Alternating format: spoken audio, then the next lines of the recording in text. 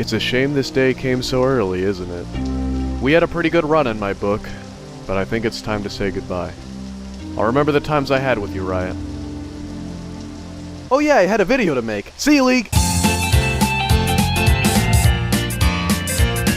Alright, so I'm not gonna lie, and I'm gonna go ahead and say that finding a source where I'd have plenty to work with is a pain. The problem is that a lot of videos I could critique are ones I can't take seriously, like, I'm gonna cover these two commentators because they didn't make me a sandwich, or there's an ew factor that makes me want to stay clear of some messes. But this time I think I found something that would be alright to cover. To put context, here's how the news goes. And boom! Hey guys, it's time to talk about everybody's favorite YouTuber, Comet Jack.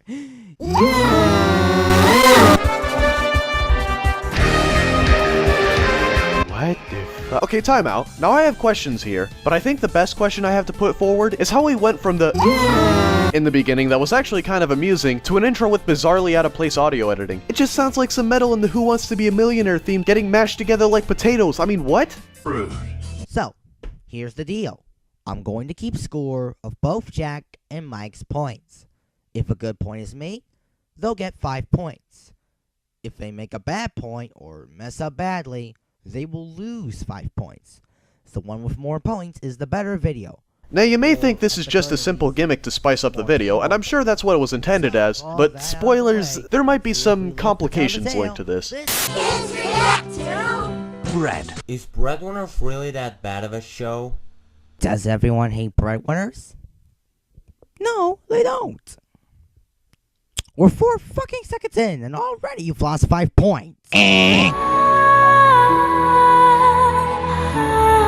Now call me crazy here, but I don't think a rhetorical question about a show's quality is undermined by having people happening to like the show. Especially considering Jack said that he liked the show. I enjoyed the show. And the rhetorical question was here to say, does it really seem so bad? Where is the logical contradiction here? You literally knocked off points in your scoring system for a failed argument. What's that argument? Wasn't even there. What? Whoa. This show has basically killed Nickelodeon.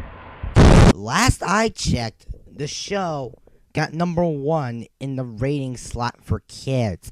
Yes, you can make the point that it failed to capitalize on the momentum, but that's just it. Scores tied.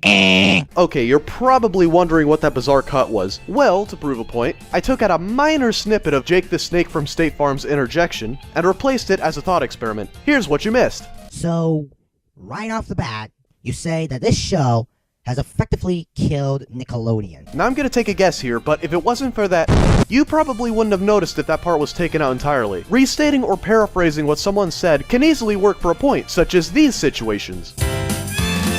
But as you can imagine, Jake quoting his source here unfortunately does none of the above and instead becomes redundant. As an example of recapping someone for a point, Socrates. The dough is then folded and rolled and molded and doughed. Let me show you guys the animation. Here.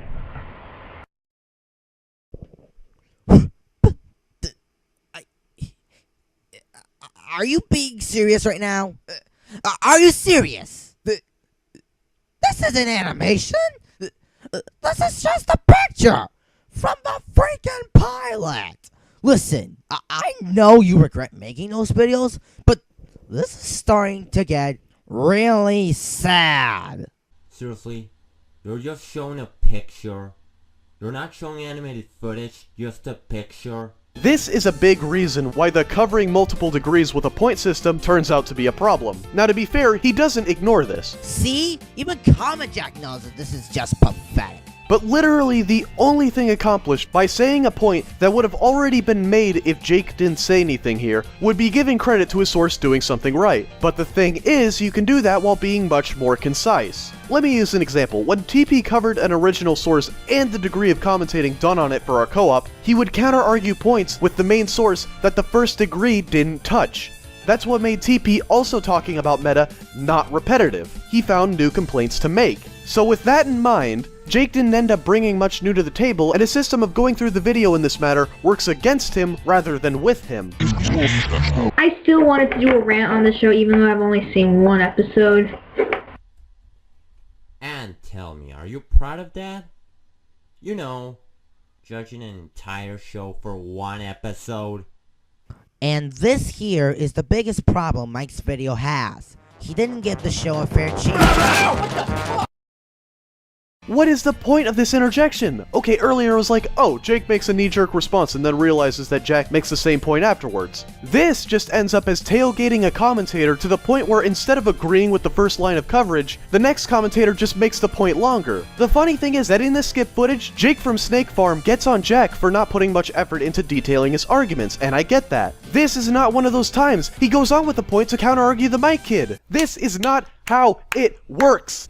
Damn, that's a cold-ass commentator. Alright, so I don't have much to add after this point, so we'll wrap it up here. As far as commentaries go, Jake from Snake Farm style strikes me as a rudimentary and less experienced one that unfortunately doesn't get any help from the gimmick he implemented. Normally, a gimmick in a comm could not work from offering little entertainment value. However, this is one of the times where the gimmick seems to hold back the commentator in question. When the Craig and Terry here retreads territory that was already covered, I can tell it's not because this guy was being lazy or uncreative. No, it's because he obligated himself to commentate the video in a less effective manner. Saying that something is better than another doesn't need numbers in this manner. It just needs an understandable viewpoint where you say all that needs to be said. If you want an example, Jake's final thoughts were doing just that, so you know, credit where it's due. I mean, could you imagine if a guy tried to do an entire series while using out-of-place numerical ratings to score creative works? That would be dumb. Jake, seriously, you gotta be a bit more discreet about this. Well, I'm a State Farm agent, what do you expect?